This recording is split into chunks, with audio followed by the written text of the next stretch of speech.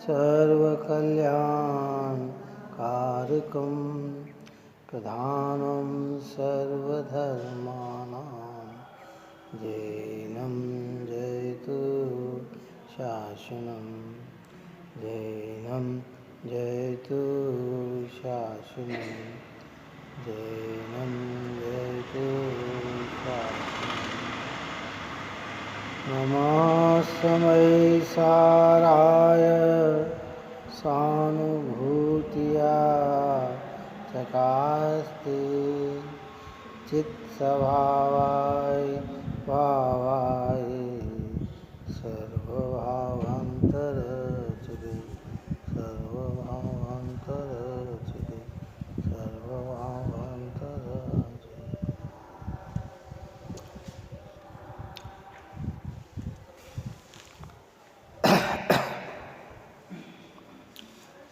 गाथा 87 नंबर की अपने प्रारंभ हुई थी।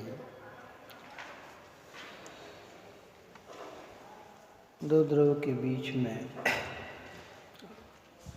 जो कर्ता कर्म होने की मान्यता है वह अज्ञान है,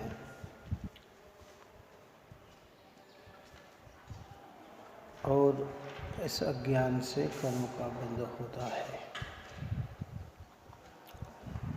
कल ये बात कही थी कि मिथ्यात्वादिक भाव क्या वस्तु है।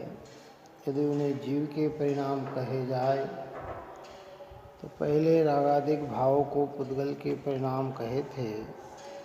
उस कथन के साथ विरोध आता है, और यदि उन्हें पुद्गल के परिणाम कहे जाए तो जिनके साथ जीव का कोई प्रयोजन नहीं, उसका फल जीव क्यों प्राप्त करे।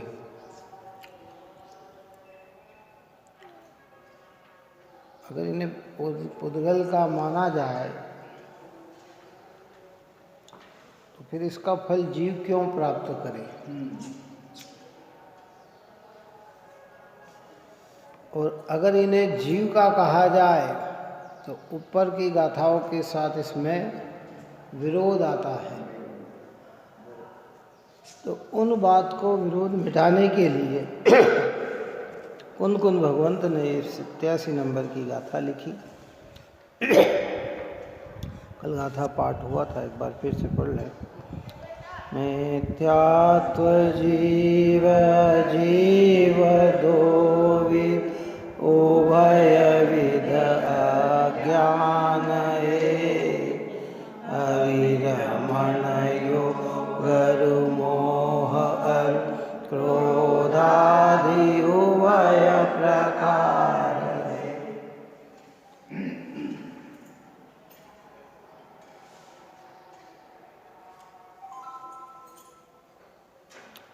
और जो मिथ्यात्व कहा है वह दो प्रकार का है, एक जीव मिथ्यात्व और एक अजीव मिथ्यात्व। इसी प्रकार अज्ञान, अविरत योग और मोह तथा क्रोधादि कषाय, यह सर्वभाव जीव और अजीव के भेद से दो प्रकार के हैं। क्या दो प्रकार के हैं?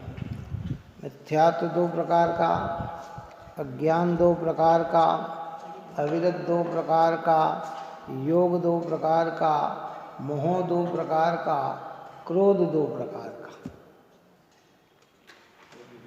ये सब दो दो प्रकार के हैं।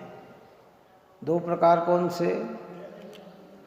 एक जीव और एक अजीव, जिनको हम कहते हैं द्रव्य और भाव।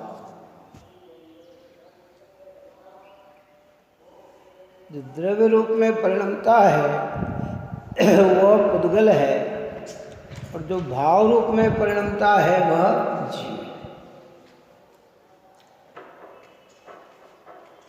पुद्गल का परिणमन पुद्गल में और जीव का परिणमन जीव। जीव भाव पे आरोप आता है, पुद्गल आदि का करता है, कर्म का करता है। कर्म पे आरोप आता है, जीव भाव का करता है। लेकिन परिणमन तो दोनों का अपने अपने में ही होता है। जब तक ये सी भेदता हमारे भीतर ज्ञान में न आए, हम पर के कर्ता बने रहते हैं और मिथ्यात्व का दोष हमारे सिर पर चढ़ा रहता है। दृष्टांत दे के समझाते हैं। देखिए, मिथ्या दर्शन, अज्ञान, अविरत इत्यादि जो भाव है वे प्रत्येक मयूर और दर्पण की भांति अजीव और जीव के द्वारा भाए जाते हैं, इसलिए वे अजीव भी है और जीव भी है। इसे दृष्टांत से समझाते हैं।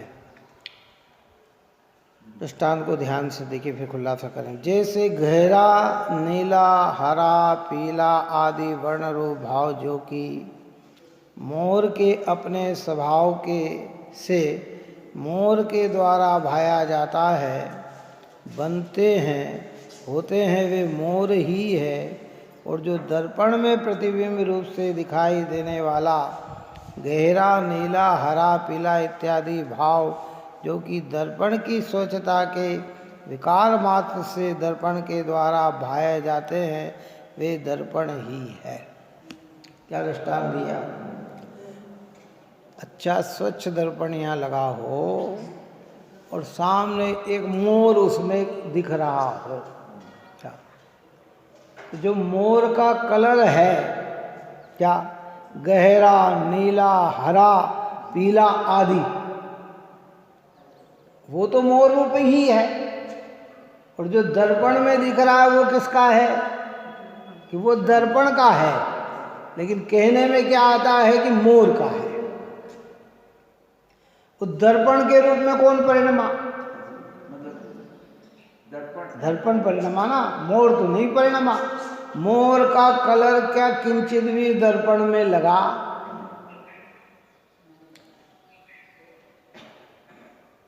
ऐसे जीव मिथ्यात और अजीव मिथ्यात। जीव अपने स्वभाव को भूलता है तो मोह कर्म का उदय उसमें झलकता है, तो जीव के परिणाम में मिथ्यात्व होता है। और जीव मिथ्यात्व भाव रूप जीव परिणमा, और वो कर्म किस रूप परिणमा? वो कर्म रूप ही परिणमा, वो जीव रूप नहीं परिणमा। लेकिन आरोप क्या आएगा कि कर्म ने मिथ्यात्व भाव कराए, और जीव ने जो मिथ्यात्व भाव किए तो कारण वर्णा मिथ्यात्व कर्म रूप परिणमित ही हुई। तो वह मिथ्यात्व भाव कर्म रूप कौन परिणमा? कि पुद्गल परिणमा। तो जीव भाव पे आरोप आएगा कि जीव ने मिथ्यात्व का बंध किया। लेकिन दोनों का परिणमन कैसा है? अच्छा, उस मोर में और दर्पण के मोर में कहा तो सकते हैं कि एक, लेकिन एक सचेतन है और एक जड़ है। क्या है? दृष्टांत को एक देश ही लेना, सर्वदेश नहीं लेना। नहीं तो आप कहेंगे कि साहब वो मोर भी तो जो दिख रहा वो तो अचेतन ही है। कौन सा? जो दिखता है वो तो रूप तो अचेतन ही है, वो भी अचेतन है और ये भी अचेतन है। लेकिन वो जीव के सहित होने से उसमें चेतनपना है। जैसे हमारा बिंब अगर कांच में है तो हमें यहाँ पीड़ा हो रही है, ऐसी पीड़ा उसको नहीं हो रही है। किसको नहीं हो रही है? मान लो मेरे को बहुत फेन हो रहा, माथा बहुत दुख रहा है। आजकल तो आ गया ना प्रयोग है, बीमारी अवस्था में भी वीडियो फिल्म बना ली जाती है। क्यों? वो रोते हुए भी दिखता, माथा पकड़ते हुए दिखता, चिल्लाते हुए भी दिखता है।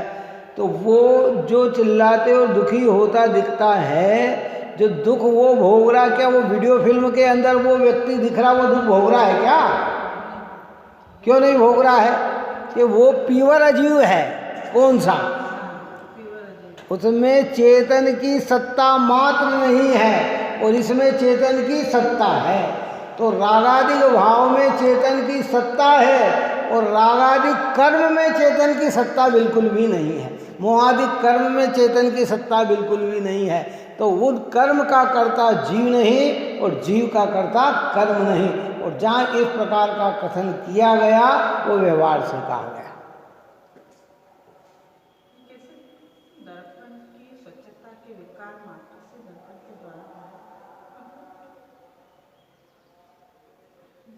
वही तो खुलासा किया। वो दर्पण का विकार है, दर्पण का परिणमन है। वो किसका परिणाम? विकार है ना परिणमन। वो किसका परिणमन है? वो दर्पण की स्वच्छता का परिणमन है।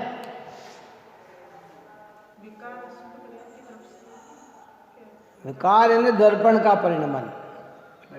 विकार का अर्थ होता है चेंज, बदलाव के ना, परिणमन के ना, उसका नाम विकार है।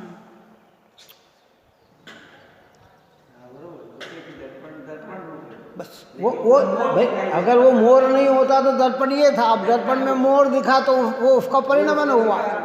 हाँ, विकार है ना परिणमन। दर्पण में तो अशुद्धता है ही नहीं, वो उसका चेंजेबल है, वो उसका परिणमन है।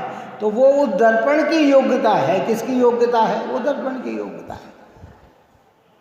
अब जीव कर्म का उदय, मोह का, मिथ्यात्व का उदय आ रहा, अविरत का उदय आ रहा, कषाय का उदय आ रहा, योग का उदय आ रहा है। ये योग का उदय आया और जीव का इसके अनुरूप परिणमित हुआ, तो वो परिणमन जीव का जीव रूप है, उसके कारण नहीं हुआ। आरोप आया वो निमित्त का ज्ञान, परंतु वह जैसे वो मोर दर्पण में नहीं घुसा, दर्पण को परिणमन नहीं कराया, ऐसा ही कर्म ने आत्माओं में घुसा नहीं और कर्म ने आत्मा को परिणमन कराया नहीं। और ऐसा ही आत्मा कर्म में घुसा नहीं और कर्म को परिणमन कराया नहीं। ऐसी दोनों के बीच में स्वतंत्रता से पड़ी हुई है। और यही बात हम आज तक नहीं समझ पाए, अनादि से नहीं से बस। और इसलिए जगत पे आरोप देते हैं, कर्म ने राग कराया, कर्म ने कषाय, अविरत ने ऐसा करा दिया, योग ने ऐसा करा दिया कि नहीं भाई। दोनों के बीच में निमित्त नैमित्तिक संबंध है, पर निमित्त नैमित्तिकता का अर्थ यही होता है कि एक दूसरे को टच किए बिना कार्य अपने अपने में होता है, कर्ता कर्म नहीं। ये की योग्यता है तो दिखती है। मैंने कहा ना कि ताव स्पष्ट मणि के पीछे लाल हरा पीला ताव लग जाने से लाल हरी पीली दिख सकती है। कौन दिख सकती है? स्पष्टिक है। तो वो लाल हरी पीली दिखने की उस स्पष्टिक में योग्यता है। किसकी योग्यता है?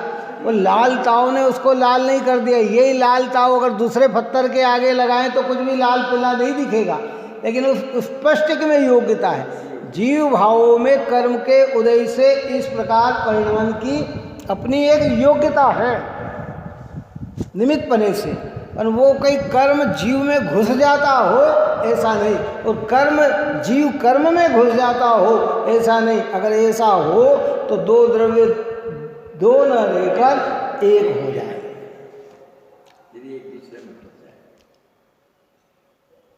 अद्भुत बात है ये। इसलिए आचार्य कहते मैं तो शुद्ध का शुद्ध ही हूँ भाई, पर द्रव्य मुझ में घुसा ही नहीं। पहले दो द्रव्य की शुद्धता, फिर पर्याय और द्रव्य की शुद्धता की बात करेंगे। अभी तो ये शुद्ध, जब कहा ना कि मैं एक शुद्ध हूँ, तो वहाँ एक शुद्धता का अर्थ क्या?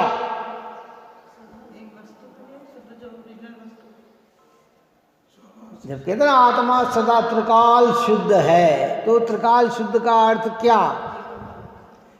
कि वो पुद्गल धर्म अधर्म आकाश काल अन्य जीव रूप हुआ नहीं, ये शुद्ध है। अभी पहले नंबर की शुद्धता। और जब पर्याय की शुद्धता की बात करेंगे तो पर्याय में निर्विकारता उत्पन्न हो जाए तो पर्याय में शुद्धता होती है। भगवान सिद्ध शुद्ध है,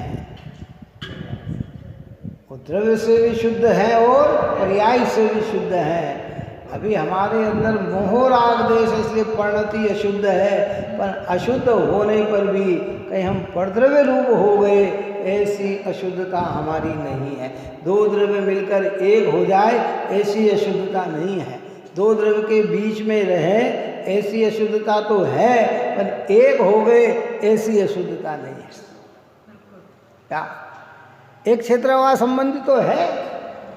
ऊपर में ऊपर दृष्टांत दे के आई थी, कहा था भाई 50 ग्राम चांदी, 50 ग्राम सोना, 50 ग्राम पीतल, 50 ग्राम तांबा और भी धातु ले ले और एक पिंड बना ले, है तो एक क्षेत्राओं का संबंधी पर्याय संबंधी तो अशुद्धता है, पर एक द्रव्य दूसरे द्रव्य रूप हो गया हो, ऐसी अशुद्धता उसमें नहीं है। वो 50 ग्राम सोना का 50 ग्राम ही रहेगा,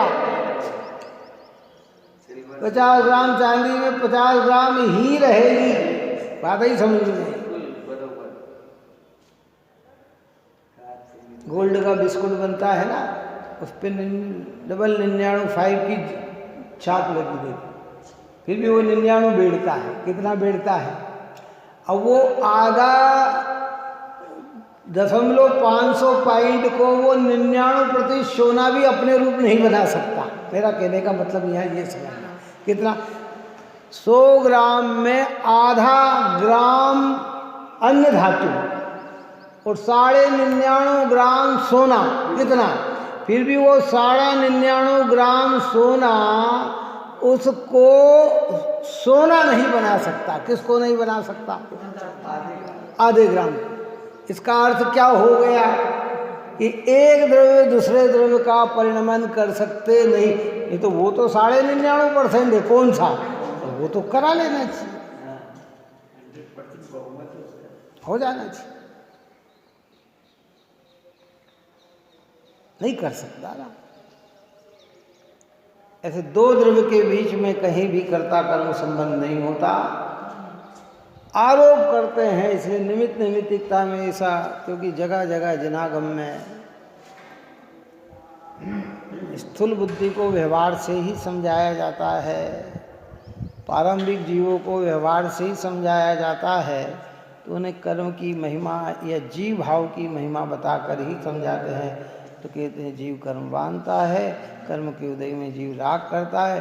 देखो कर्म हमको घुमा रहा है, भटका रहा है, कर्म हमें ये पीड़ित कर रहा है, वो पीड़ित कर रहा है। सामान्य जीव को ये बात अच्छी लगती है, पर जब आगे जाकर स्वतंत्रता समझे तो कर्म कर्म में, जैसे वो बाहर का मोर अपने में है वो दर्पण में नहीं आया, और दर्पण का मोर अपने में है वो बाहर नहीं गया। अब कोई दर्पण के मोर का फोटो खींचे तो खींच सकता है, किसका? लेकिन दर्पण का मोर उसमें आ जाए ये ताकत उसमें नहीं है। क्या कर सकता है वो? दर्पण में देखकर फोटो खींच ले तो खींच सकता है वो, लेकिन दर्पण मोर निकल कर कहीं वहाँ आ जाएगा नहीं। अज्ञानी को ऐसा भाषित होता है कि मानो अपन ने पहले कहा था, दृष्टांत को दिया था कि भाई जंगल में रहने वाला जिसने आज तक कुछ नहीं देखा और पहली बार वो सिनेमा के पर्दे पर जाकर फिल्म देख रहा तो उसे सिंह आता दिखा, तो उसके पास तीर था तो उसने क्या तीर मार दिया पर्दे पे, पर्दा फट गया पूरा। समझ में आई गई? तो अज्ञानी जो नहीं समझता वो क्या समझता है कि इसके अंदर आज भी जो ये होती है ना चिड़िया ने ये दर्पण में जब देखते तो इनको ऐसा भ्रम होता है कि जैसे कोई अंदर अन्य चीज। हाँ, और एक वो बच्चों की कहानी आती है चतुर खरगोश और मूर्ख सिंह की। कौन सी? हाँ, बच्चे का वो दृष्टांत है ना, चतुर सिंह, चतुर खरगोश और मूर्ख सिंह है। उसने कहा नहीं भैया, जंगल का राजा मैं हूँ, समय पर मुझे भोज मिल जाए तो कोई बात नहीं थी, और अगर नहीं तो मैं एक साथ सबको खा जाऊंगा। तो सबने नंबर बनाया कि एक एक करके हम समय पे उपस्थित होंगे। 2-4-10 दिन निकले, खरगोश का नंबर आया। खरगोश ने कहा कि अरे क्या करना, अपने तो प्राण चले जाएंगे। तो ध्यान करता लेट पहुंचा, और लेट पहुंचा देखते ही उसने कहा सिंह गर्जा, क्यों इतने लेट क्यों आए? ये क्या? अरे महाराज जी मैं तो घर से कब से निकल गया था, आपके यहीं आ रहा था, और रास्ते में आप जैसा एक व्यक्ति और मिल गया और वो कह रहा था जंगल का राजा मैं हूँ, मैं तुम्हें खाऊंगा। बड़ी मुश्किल से मैं अपने प्राण बचाकर उसके यहाँ से आया हूँ, और मैं आप ऐसा कौन है ऐसा कि चलो मैं आपको बताता हूँ कहाँ मिला। तो वो कुएं के ऊपर जाके दिखाया, इसके अंदर है, इसके अंदर है। हाँ, उसने झाँका तो अपनी परछाई नजर आई, तो अरे वो जोर से चिल्लाए तो अंदर से चिल्लाने की आवाज़ आई। तो उसने कहा कि जरूर इसके अंदर कोई है, और वो कूद गया। क्या कूद गया? तो चतुर खरगोश ने इस प्रकार अपनी क्या बचा ली? प्राण बचा ली है। लेकिन परमार्थ से क्या है कि भाई वो दिखता है, उसमें है नहीं। ऐसे आप और हम अज्ञान दशा में ज्ञान में जो गेय झलकते हैं उसी को अपना परिणमन मान लेते हैं, या अपने को उन परिणमन का कर्ता मान लेते हैं। लेकिन जीव जीव रूप परिणमता है, कर्म कर्म रूप परिणमता है। जीव मिथ्या भाव रूप तो परिणमन सकता है, पर मिथ्या कर्म रूप परिणमता नहीं। भाव योग रूप जीव परिणमता है, द्रव्य योग रूप नहीं। ये मन वचन का ये जो बाहर के है ना, ये द्रव्य योग है, और इसमें अंदर में जो हलन चलन आत्म प्रदेशों में हो रही है ना, वो भाव योग है। तो वो भाव योग में तो हम परिणमे, उस भाव योग के अनुसार ये जो परिणमन हो रहा है ये इसकी योग्यता से हो रहा है। अब हमने हमारे भाव बोलने के, होठ हिलाने के हुए, हम हिल रहे हैं, तो हम सोच रहे हैं कि देखो ये मैं ही तो योग में पड़ा। अरे भाई तू क्या कर सकता है कि तू अपने योग की क्रिया कर सकता है? वो योग का करता तू आगे की गाथा में आएगा है। अटपट नहीं शेष द्रव्यो जीव करे, उपयोग योग निमित्त करता जीव अकर्ता बने है, तत्कर्ता बने। उपयोग और योग का करता जीव है, पर द्रव्य का करता तो जीव है ही नहीं। ऐसे सब में लगाना कि इनके समझने से क्या लाभ मिल जाएगा, कि ये लाभ होगा कि चेतन को जड़ में नहीं मिलाएंगे और जड़ को चेतन में नहीं मिलाएंगे, तो हमारी चेतन की दृष्टि बनी की बनी रहेगी। मैं कौन कि मैं तो चैतन्य हूं। अविरत प्रमाद, एक द्रव्य प्रमाद, भाव प्रमाद, उदय कर्म का, और पाव प्रमाद विकार भाव जीव का। तो जीव काय का कर्ता बनेगा? अपने परिणाम का बनेगा। कुमार अपनी हस्त क्रिया का कर्ता बने, कुमार अपने विकल्प का कर्ता बने, कुमार अपने कार्य का कर्ता बने, भाव का कार्य का, तो कोई दिक्कत नहीं। लेकिन वो घट का कर्ता बनता है जिसमें वो परिणमा नहीं।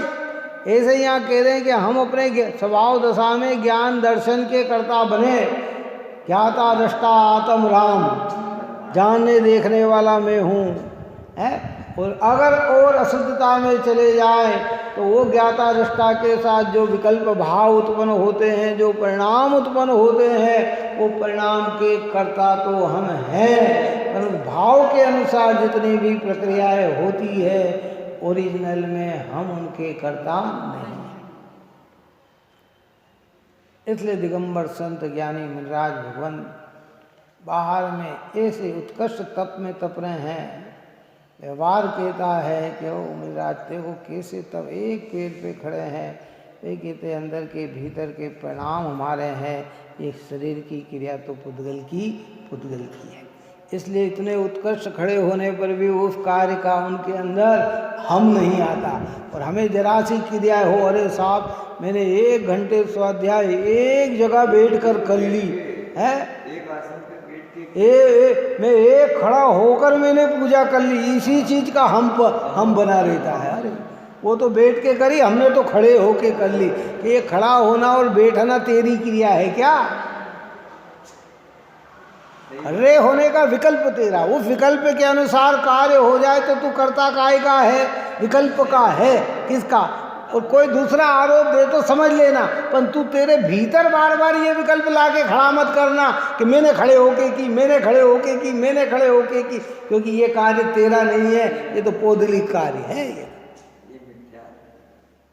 ऐसे सब में घटित करो, जितना जितना हम घटित कर सकते हैं। देखो जिनवाणी का पूरा उद्देश्य हमारे विकार को मिटाना है, हमारी कषाय को मिटाना है, हमारे मिथ्यात्व को मिटाना है, हमारे अज्ञान को मिटाना है, हमारे असंयम को मिटाना है। ये जिनवाणी का उद्देश्य है।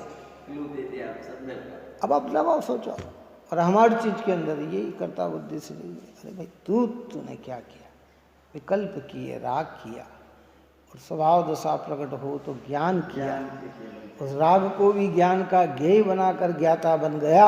ये तेरी सौंदर्यता है। और उतना न हो सके तो कम से कम राग का कर्ता बन, परद्रव्य का कर्ता तो कदापि नहीं। राग और ज्ञान को एक मानेगा तो भी मिथ्यात्, क्या समझ में आएगा? और राग और शरीर को अपना मानेगा तो भी मिथ्यात्, पर दोनों के मिथ्यात्व में अंतर है। शरीर की क्रिया का कर्ता बनेगा तो भी मिथ्यात्व, और राग का कर्ता बनेगा तो भी मिथ्यात्व, लेकिन वो मिथ्यात्व और इसमें है गुणस्थान एक ही, लेकिन थोड़ा भीतर में अंतर है परिणामों का, एक गहरा है। पहले तो यही स्वीकृत कराया जाएगा कि क्या कह रहे हैं कि राग का कर्ता कौन है, जीव ही है। तो फिर शरीर की क्रिया का कर्ता छूटेगा, फिर ज्ञान को लक्ष्य में रखकर कहेंगे कि रागादिक भाव भी तेरे स्वभाव भाव नहीं है, तो ज्ञान और राग में अंतर डाल। जब तक अंतर नहीं होगा तब तक तेरा ज्ञान बना का बना रहेगा। ये राग विकार है, ये राग का परिणाम असूचि है, ये राग का परिणाम जड़ है, ये राग का परिणाम दुख रूप है, और ये ज्ञान का परिणाम सुख रूप है। ये पवित्र है, ये ज्ञाता स्वरूप है, ये तेरा रूप है। वो अंदर में भेद ज्ञान जो ऊपर में अपन बात करके आए वो ये है।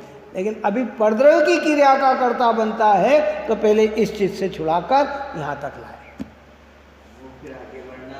मिथ्यात्व का तो अंश भी मिथ्यात्व है, बात समझ में। जैसे ग्रहित मिथ्यात्व और अग्रहित मिथ्यात्व आया ना समझ में, ये दोनों मिथ्यात्व है। ऐसा नहीं कि एक को सम्यक तो कह दिया, लेकिन ग्रहित मिथ्यात्व स्थूल मिथ्यात्व है, और ये मिथ्यात्व कैसा है, सूक्ष्म मिथ्यात्व। क्यों? चेहरे पे हमारे कोई कलर लगाए, चाहे केसरिया कलर लगाए, चाहे चमारिया लगाए, चाहे काला लगाए, है कलर तो कलर है, लेकिन काला कलर की अपेक्षा केसरिया कलर कैसा है? बोलो कैसा है? नाम तो कलर ही कहलाएगा। क्या कहलाएगा कि ये कलर है, लेकिन उस कलर में कैसा कहलाएगा? तो उसके ग्रहित मिथ्यात्व गाढ़ा मिथ्यात्व है, अग्रहित मिथ्यात्व ये है। पर इस अग्रहित मिथ्या केसरिया कलर भी जब तक चेहरे से न उतरेगा तो ओरिजिनल रूप में आने वाला नहीं है। ऐसा कहते मिथ्यात्व का अंश भी जब तक रहेगा तब तक ये जीव मिथ्यात्वी ही कहलाएगा, चाहे वो ग्रहित हो चाहे अग्रहित हो, और अंश भी है तो सम्यक दर्शन की प्राप्ति नहीं है। तो पहले कर्तापन सिद्ध किया जाए रागादिक भाव में, और ये मेरे। फिर आगे कहेंगे कि भाई ये राग अलग चीज, तू अलग चीज है। राग का तू ज्ञाता है, कर्ता नहीं। राग और ज्ञान के बीच में एक पना नहीं, राग और ज्ञान के बीच में स्वस्वामी संबंध नहीं, राग और ज्ञान के बीच में कर्ता कर्म संबंध नहीं, राग और ज्ञान के बीच में भोक्ता भोग्य संबंध नहीं। फिर क्या है कि राग ज्ञेय है और मैं ज्ञाता हूँ। ज्ञान क्या है? ज्ञाता है। तो हमारा मिथ्या भाव धीरे धीरे धीरे धीरे धीरे धीरे, इसलिए दर्पण का मोर दर्पण रूप से परिणमता है, और वो भार का मोर भार रूप से परिणमता है। ऐसे अजीव मिथ्यात्व दर्शन मोह अपने रूप से परिणमता है, और उसके उदय में जीव की योग्यता में अपने अज्ञान से जो मिथ्यात्व भाव होता है उसमें जीव परिणमता है। इस कौन परिणमता है? हाँ, उसकी योग्यता है, ये उसकी प्रक्रिया है, नहीं परिणम। निमित्त नैमित्तिकता को कर्ता कर्म का नाम नहीं देना, ये जिन सिद्धांत है। अज्ञानी को निमित्त नैमित्तिकता में क्या दिखता है? कर्ता कर्म दिखता है, और हमारे यहाँ कह रहे हैं कि निमित्त नैमित्तिकता है, कर्ता कर्म नहीं है। वो जो दर्पण में जो मोर परिणमा है, वो मोर के कारण दर्पण परिणमन गया हो ऐसा नहीं, वो परिणमा अपने से है, दर्पण के विकार से।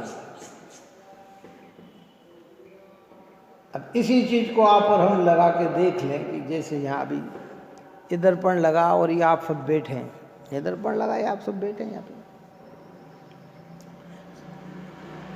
और सब दिख रहे हैं। हम कह रहे हैं हमारे कारण दर्पण में दिख रहे हैं। अब रात को 2 बज गई, सब अंधकार, पूरा अंधकार, दर्पण भी यहीं खड़ा और आप भी यहीं बैठे हैं। अब बताओ दर्पण में क्या दिख रहा है? चलो बताओ। क्यों? दिख रहा था ना, अभी तो दिख रहा था ना, हमारे कारण दिख रहा था ना दर्पण में, कि दर्पण तो वो था कि नहीं था, लेकिन अब उस दर्पण में कुछ नहीं दिख रहा है। क्यों नहीं दिख रहा है? उस दर्पण में दिखेगा तो अंधकार, अंधकार के अलावा और कुछ नहीं दिखने वाला है। तो इसका मतलब क्या हुआ? किसका परिणमन किससे है? उसका उससे, और इसका इसका, दोनों के बीच में आरोपितता है। निमित्त निमित्त कहते हैं।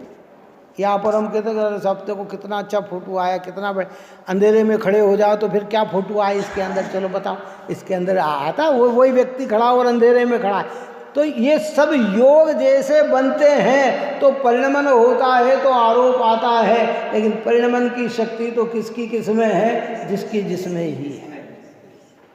इतनी स्वतंत्रता की सीनादता ये पवित्र ग्रंथादि राज करता है।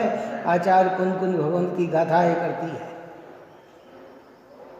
लेकिन हम कर्ता बुद्धि से जूझ रहे हैं, पड़े रहे। हम निमित्त निमित्तिकता में ही कर्ता कर्म ढूंढते हैं। आचार्य कहते हैं कि जो परिणमे सो कर्ता और परिणाम सो कर्म, वो परिणाम और परिणामी में कर्ता कर्म है, दो द्रव्य में कर्ता कर्म का संबंध नहीं। वो मोर मोर पने से परिणम रहा है।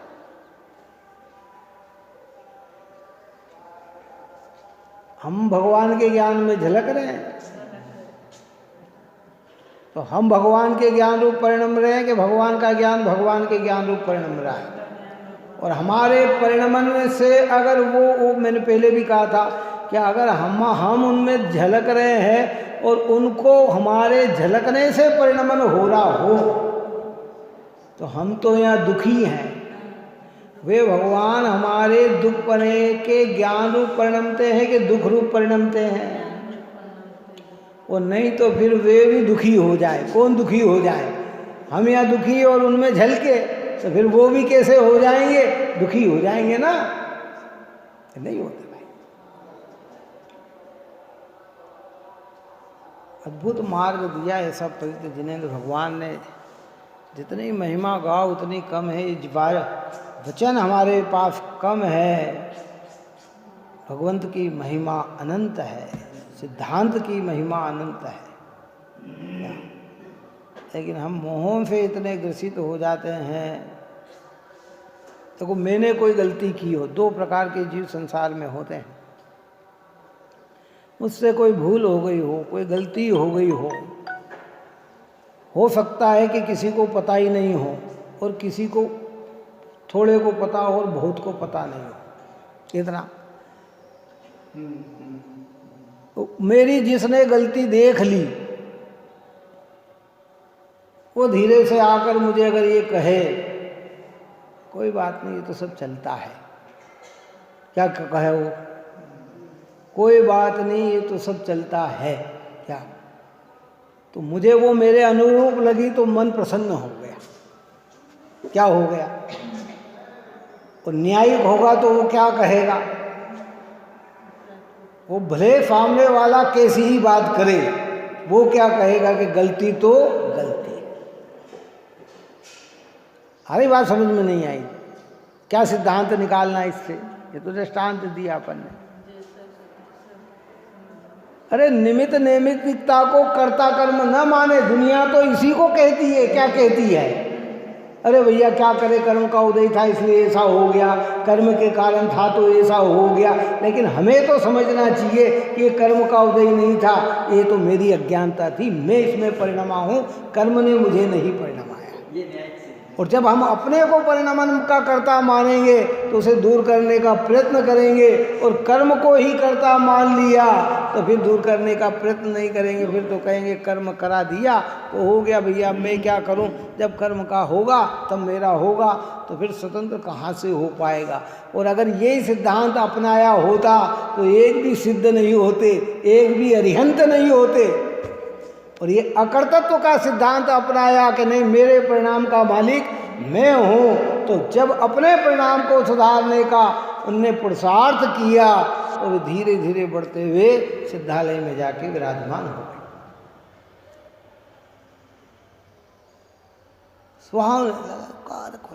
मन को प्रसन्न, कोई बात नहीं, जब सब कह रहे तो मान लो, सब कह रहे तो मान लो, सब कह रहे तो मान लो। होता है बाहुल्यता से, ऐसे ही दुनिया में दिखता है। सारे ही ऐसे दिखते हैं, लेकिन उचितता क्या है?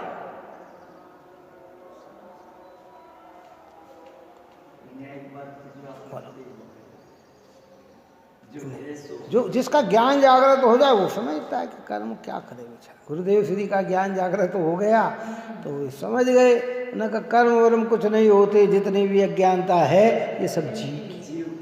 आचार्य भी यही कह रहे हैं, गणधर भी यही कह के गए हैं, तीर्थंकर के ज्ञान में भी ऐसा ही झलका है। और दिगंबर परंपरा के जितने भी ऋषिराज मुनिराज भगवान आज भी जहाँ जहाँ विराजमान हैं ये सब यही बात कहेंगे, दूसरी बात नहीं कह सकते। कुन कुन की आमनाए वाले, कुन कुन को मानने वाले, कुन कुन भगवान के जीवन चरित्र को समझने वाले, वे अकर्ता की बात करेंगे, वे अन्य द्रव्य को कर्ता की बात नहीं करेंगे।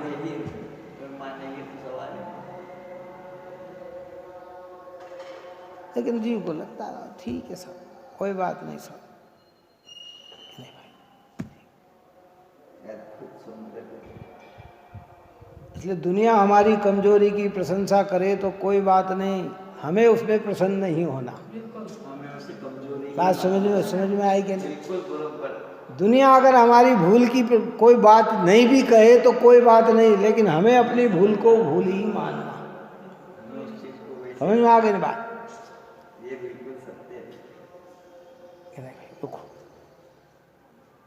इसलिए कबीरदास ने जो कहा ना कि बुरा जो देखन में चला, बुरा न मिला कोई, या दिल खोजा आपना, मुझसे बुरा न कोई। कितनी मिथ्या मान्यता हमारे भीतर पड़ी हुई है। हम सोचते वो मिथ्या थी कि तू भी तो कर्ता बुद्धि रख रहा है तो क्या है भाई, है? हम किधर साहब वो संसारी कि तू का सम्यक दर्शन नहीं हुआ तो तू भी तो संसारी ही है ना, है? तो भाई समझे जाता सुधारा अपने में अपने को करना, जो कर सकते हैं उसको कर लेना, जो नहीं कर सकते हैं तो करने की भावना रखना। जितना सुधारा कर सकते हैं परिणति का कर लिया, नहीं कर पा रहे हैं तो श्रद्धा रखो, और जो कर रहे हैं या कर चुके हैं उनकी प्रशंसा करो, उनके गुणगान गाओ। धन्य है वे जीव, धन्य है वे जीव नर पर जाए पा कारज किया है। धन्य है वे जीव जिन्हें मनुष्य जीवन पाकर ऐसा पवित्र कार्य किया, भेद ज्ञान करके सम्यक की आराधना करके संयम को धारण करके मुनिपद को धारण कर लिया। ये सब धन्य है। हमें क्या करना कि भेद ज्ञान कर, बार बार करो। वो कह रहे हैं साहब आपने कर दिया, अब वो बाहरी वाले प्रशंसा करे जा रहे हैं, आपने कितना अच्छा कर दिया, आपने कितना अच्छा कर दिया, आपने कितना अच्छा कर दिया। तेरे को भीतर में लगना चाहिए कि तूने क्या किया, और अगर उनकी बात में तेरी सहमति मिल रही है तो जितने बड़े अपराधी वे हैं उतना उससे भी ज़्यादा बड़ा अपराधी तू है। अपराधी का मतलब वो भी मिथ्यात्वी है और तू भी मिथ्यात्वी ही है। आरोप तो देंगे, वो आरोप देने का तो निषेध करते नहीं है। हम कहते हैं भगवान आप त्रिलोकीनाथ हो, क्या कहते हैं? भगवान सर्वज्ञदेव से पूछो कि आप किसके नाथ हैं, बताओ किसके नाथ हैं हम, और हमें कहना भी चाहिए।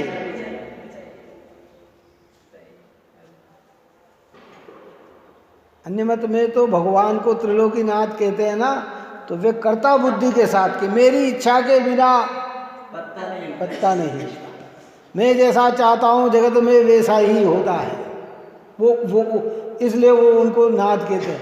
हमें यहाँ कह रहे हैं कि सारे विश्व को एक समय मात्र में जानते हैं, इसलिए त्रिलोकीनाथ हैं। क्या है?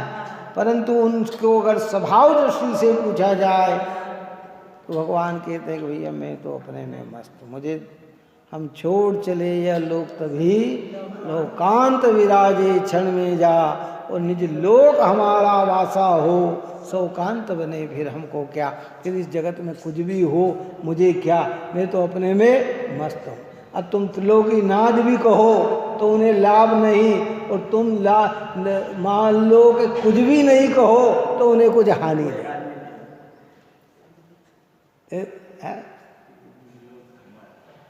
कई मत ऐसे भी हैं जो जैन मत के कट्टर हैं, वो कल्पना मात्र जैन धर्म को मानते हैं। कैसे? ये तो अभी 2-4 हजार साल पहले चला। क्या कहते हैं, महावीर स्वामी के समय से जैन धर्म चला, इसके पहले तो था ही नहीं। अब उन्हें क्या पता है, वो अज्ञान से इस धर्म को झूठा कहते हैं और हम ज्ञान से अन्य को झूठा कहते हैं। हम का मतलब जिन्हें जैन धर्म कहता है ये सब मिथ्या है, तो ज्ञान पूर्वक कहता है, और वे कहते हैं तो अज्ञान पूर्वक कहते हैं। और दोनों को अगर कसौटी पे कसा जाए तो कस लो, तो पता प्रत्येक क्षण पता लग जाएगा कि सत्य क्या है और असत्य क्या है। पीतल का स्वामी सोने को खोटा कहता है और सोने का स्वामी पीतल को खोटा कहता है। क्या? अब कसौटी पे कस लो कि खोटा कौन है, क्या है? तो जब कसौटी पे कसाएगा, अरे क्योंकि पीतल का रंग उतर जाता है और सोने का रंग उतरता नहीं है। ये स्वच्छ है और ये स्वच्छ है। कसौटी आती है ना बन के, जिसको पहचान तो इसी से होती है ना, उसकी वो मिटता नहीं है उसका, और उसमें मिलावट हो तो उसका रंग वो ऐसा उतरता नहीं है। कैसे? सोने में अगर कोई चीज़ मिल जाए ना और फिर उसको घिसो तो जैसा रंग उतरना चाहिए वैसा रंग उस पर उतरता नहीं है। तो कहते भैया इसमें अभी खार है, अभी ये प्योर सोना नहीं है, ये प्योर सोना नहीं।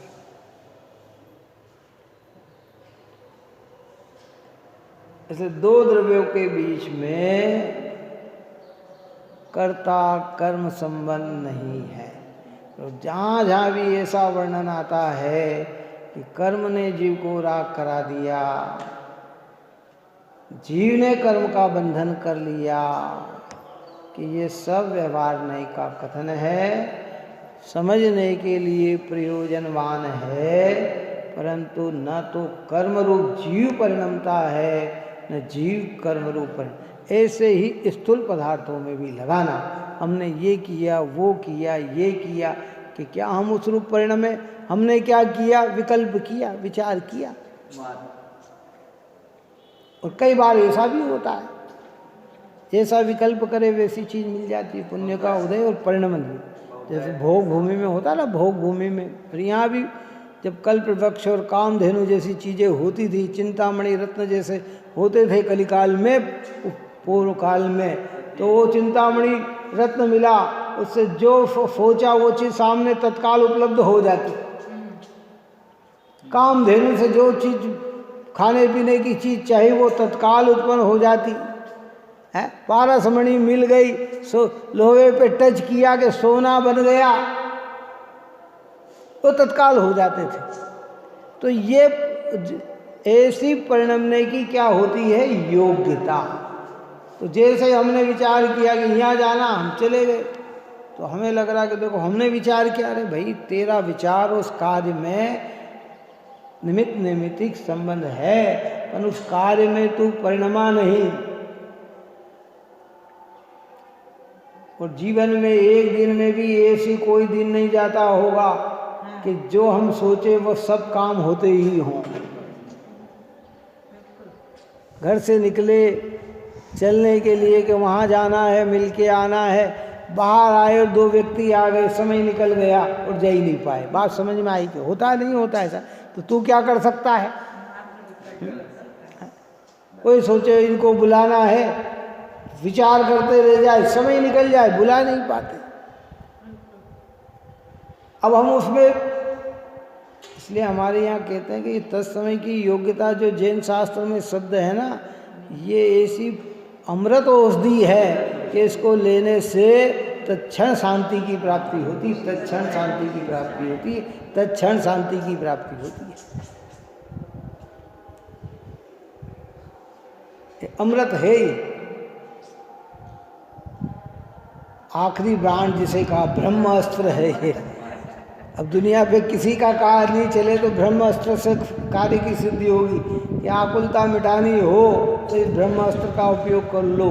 कि भाई तत्समय की योग्यता जिस द्रव्य का जिस क्षेत्र में जिस काल जिस भाव जिस निमित्त जिस पुरुषार्थ पूर्वक जैसा परिणमन सर्वज्ञ भगवान के ज्ञान में झलका है वह वस्तु वैसी ही परिणमित होती है, न मेरे करने से न अन्य के करने से, न समय के पहले न समय के बाद है।